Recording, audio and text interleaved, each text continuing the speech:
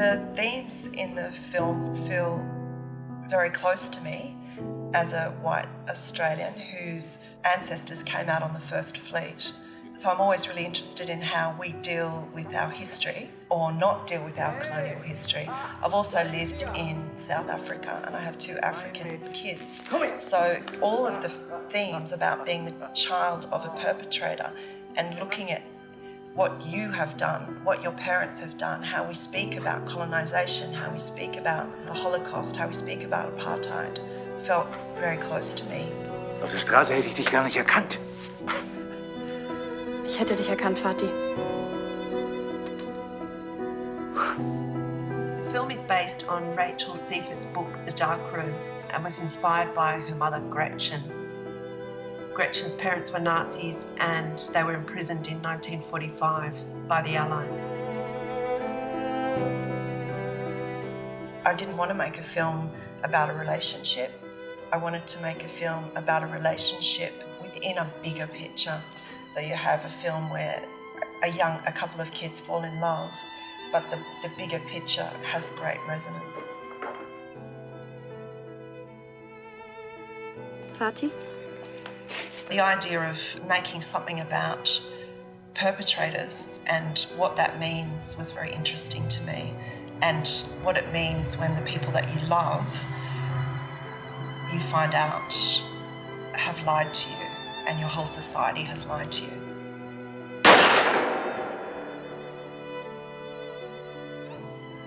The idea of starting a journey and thinking that your father is a hero, and then about 2 weeks later realising that your father is a mass murderer. And I don't think any of us can even imagine the weight of that and how you'd live your life dealing with those facts.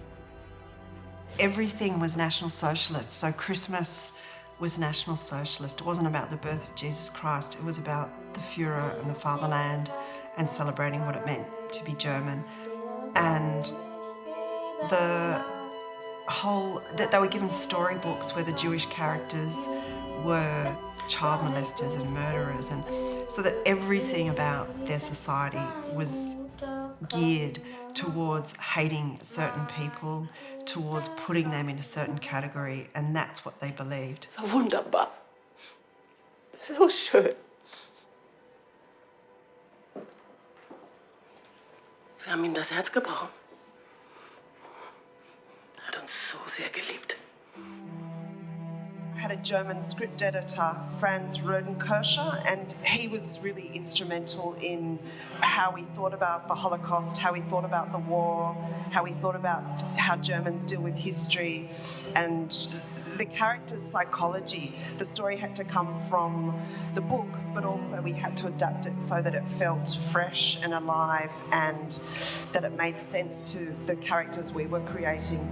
And our Laura is about 3 years older than the Laura in the book, and that added a kind of, I suppose, a sexual element it was in the book, but it was understated, and we sort of brought that out to the fore with the relationship between her and Thomas.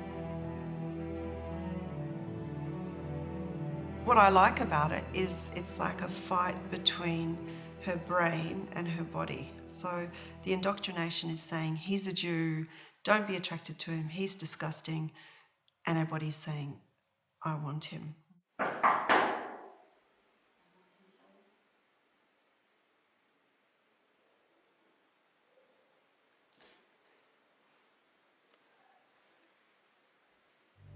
Die Amerikaner werden eure Mama ins Gefängnis stecken. Sie war im ganzen Dorf unterwegs und hat die Leute angefleht, euch zu nehmen. Aber keiner wollte euch. Deine Mama, die Nazi-Hure, die wird... Lügner! Halt den Mund! Du hast kein Recht, was zu sagen. The casting was enormous because we cast in every major city in Germany for our lead girl, Hannelore. But with Thomas, who's the lead boy, I saw a photo of him and he'd been in the Haneke film, The White Ribbon, and he'd also been doing a comedy show on television. And I saw him and I knew from that photograph that he was the right person. Es geht leider. Nur ich kann nicht. Ich kann das nicht. Wenn du hier bleibst, dann lasse ich dich das Baby behalten. Du kannst Peter behalten. Nur ich kann nicht. Ich muss die ganze Zeit daran denken. Du kannst so tun, als wäre er dein Bruder. Was ist das?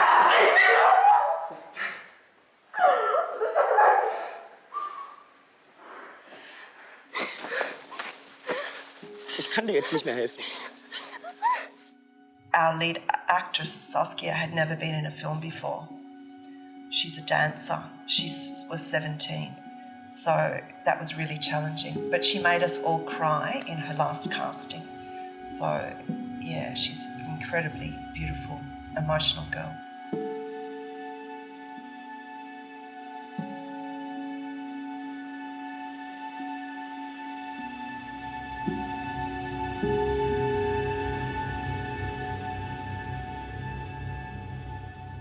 It was full on because she's a really strong, complicated character.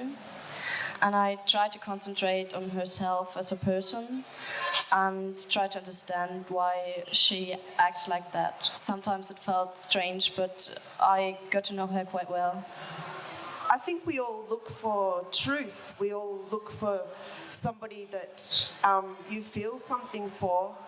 And Saskia has that in spades. She's really intelligent. She won't play a scene unless she can play it truthfully. And it was the same with Kai Malina. Even though his English wasn't very good, he'd really argue with me in the rehearsals and say, that's bullshit. He wouldn't do that. He wouldn't say that. Like, he actually had a lot more dialogue in the script, but he refused to say it.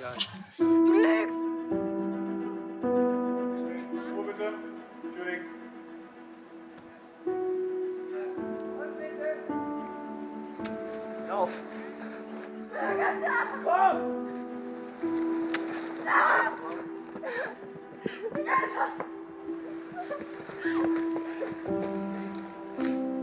The challenges with the film were immense. I was so used to working with my Australian collaborators that I thought nobody could be nearly as good as them. And so it was about me trusting the people that I worked with.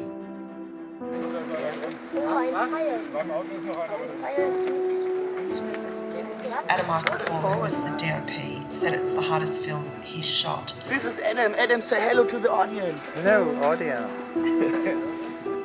We travelled from the Black Forest up the border to the Baltic Sea, and we shot on the mud, which just stretches for kilometres and kilometres.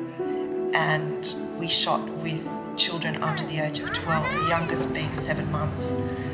And then at the same time, we were trying to get really emotional, truthful performances and really beautiful images. And Adam often had 4 hours a day to do that. And I was shooting in a foreign language. So it was quite challenging. I think I got it, yeah. And then come back. But I had my 17-year-old son doing video split. So that was really just the biggest blessing, because I'd turn around and want to swear my head off. And I'd look at Jonathan and he'd be like, mm-mm. I had a fantastic dramaturg who was with me for the whole journey, and the film would be nothing without her, Hannah. So you just have to trust the people that you're working with and not constantly compare them to the people that you've worked with before or to an Australian way of working. We looked at a lot of photography from the 1930s for the styling of all the people through the film. We're really aware that we didn't want it to look like a generic period film, and we wanted it to look quite different. So Silke Fischer, who was the fantastic designer, would design these, like the beautiful house that the parents live in it at the beginning. And then basically Adam would come in and shoot it like a documentary. Wetter! Ruhe! Günther ist ein mieser kleiner Dieb! Wir müssen warten, bis Mutti zurück ist. I think we only put the camera on a track maybe twice in the film, or 3 times, and for the rest of the film it was handheld. So it was really interactive with the kids, and I think that really helped because we had such a short amount of time to shoot. So we were it was constantly rushing.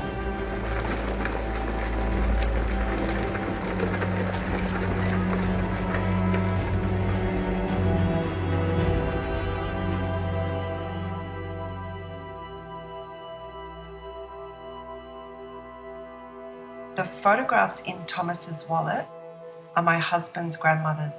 She left Berlin in 1937 as a Jewish refugee. My name is Lisa Frank, and I was born in Frankfurt am Main in Germany. I wanted to use the photographs because it creates a link between our family and history.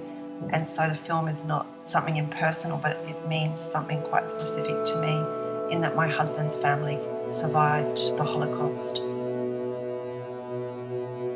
Nature was a huge part of the movement, and the way that National Socialism used nature, so the whole film, the way that we look at Germany, the way we look at the music, everything had to do with, I suppose, what was happening in the build-up to the war and during the war, and how the children were affected by that. Because our characters would have been born when the National Socialists were in power, so that was all they knew. They had no other way of looking at life except through those windows.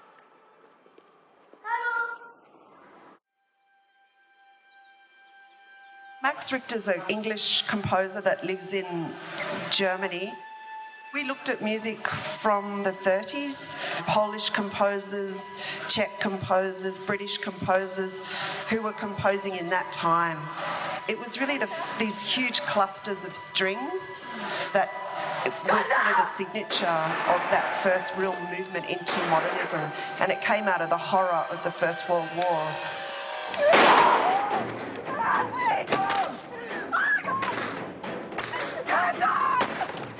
I think the difficult thing for the character is she's just left with all these questions that perhaps the family will never answer. She'll never really... It's not as if it's a bright new beginning. We were all very determined that it wouldn't be an easy ending. And I think if it was, it'd be in a way a little bit apologist, saying that everybody just got on with their lives and there was a happy ending. I don't think there is a happy ending, and I don't think there's a happy ending for the character. It's more like she just breaks with the past.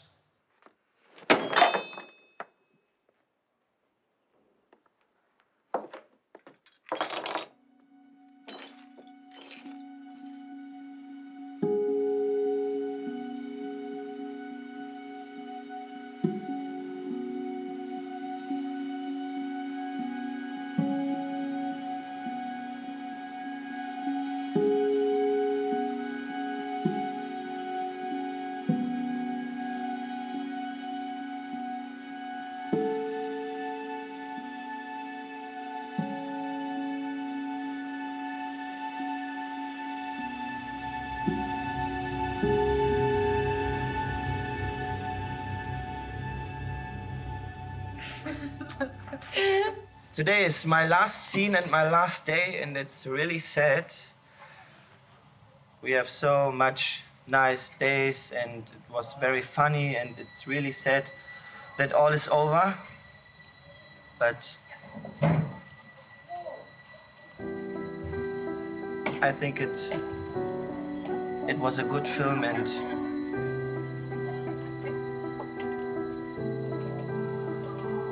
yeah, it's really sad.